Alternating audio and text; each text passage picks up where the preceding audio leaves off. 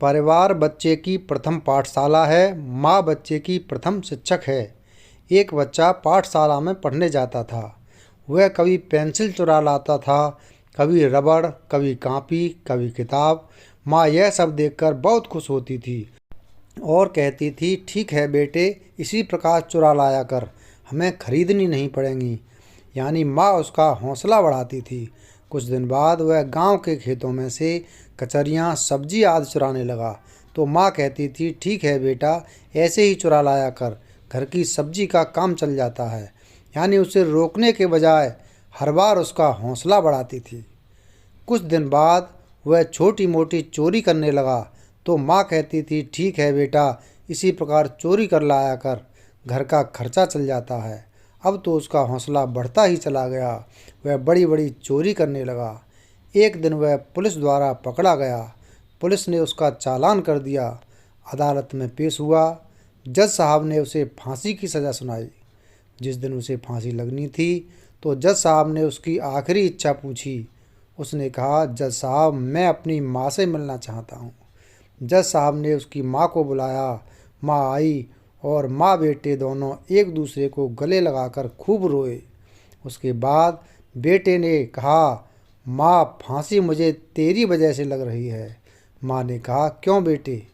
तो बेटे ने कहा, सुन, तू उस दिन मेरे गाल पर एक थप्पड़ लगाती जिस दिन मैंने पहली बार पेंसिल चुराई थी, तो आज ये दिन देखने को नहीं मिलता। तूने मुझे डांटने के बजाय मेरा हौसला बढ़ाया और मैं धीरे धीरे बढ़ता चला गया, और आज तेरी उस गलती ने मुझे फांसी के तख्ते पर लाकर खड़ा कर दिया। कहने का तात्पर्य ये है कि परिवार बच्चों की प्रथम पाठशाला होती है। परिवार में बच्चे जो देखते हैं, जो सुनते हैं, उससे ही उनका संस्कार बनता है। देखा गया है कि संस्कारी परिवार के बच्चे संस्कारी ही होते हैं। बच्चे कुम्हार की गीली मिट्टी की तरह होते हैं। जैसे कुम्हार गीली मिट्टी को सांचे में डालकर जैसा रूप देना चाहता है वैसा रूप दे देता है, उसी तरह बच्चे को भी जिस तरह के सांचे में ढालेंगे वैसा ही उसका व्यक्तित्व होगा। यदि माता पिता झूठ बोलते हैं और बच्चों से कहते हैं कि झूठ नहीं बोलना चाहिए, तो बच्चा झूठ बोलेगा ही। बच्चों में अच्छे संस्कार देने के लिए माता पिता को पहले स्वयं को संस्कारित करना आता आवश्यक है। बचपन में जो संस्कार पड़ जाते हैं वह जीवन भर साथ रहते हैं, लेकिन बदलते परिवेश में परिवार का मतलब सिर्फ पति पत्नी और बच्चे तक ही सीमित रह गया है। पति पत्नी दोनों ही रेस में भाग रहे हैं और बच्चे नौकरों और दाइयों के सहारे पल रहे हैं। नौकरों और दाइयों के सहारे पले हुए बच्चे अपनी सारी भावनाओं को दबाने के अभ्यस्त हो जाते हैं।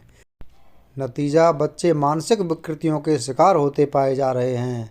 7वीं या 8वीं कक्षा के बच्चों द्वारा आत्महत्या की खबरें भी अब नई नहीं लगती। आपराधिक गतिविधियों का शिकार होना, नशा करना, टूटते परिवार सरोकार का ही नतीजा हैं। यह घोर चिंतन का विषय है। बच्चे देश का भविष्य होते हैं।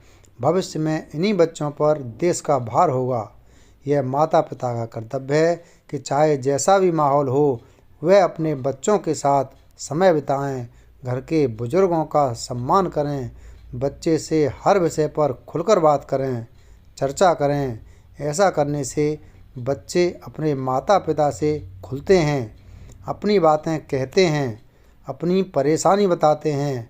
माता पिता को बच्चे की छोटी से छोटी उपलब्धियों पर खुश होना चाहिए, उनका हौसला बढ़ाना चाहिए।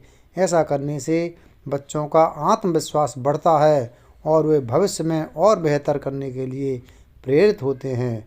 बच्चों में अच्छे संस्कार रहेंगे तभी हमारे देश का भविष्य भी उज्जवल होगा।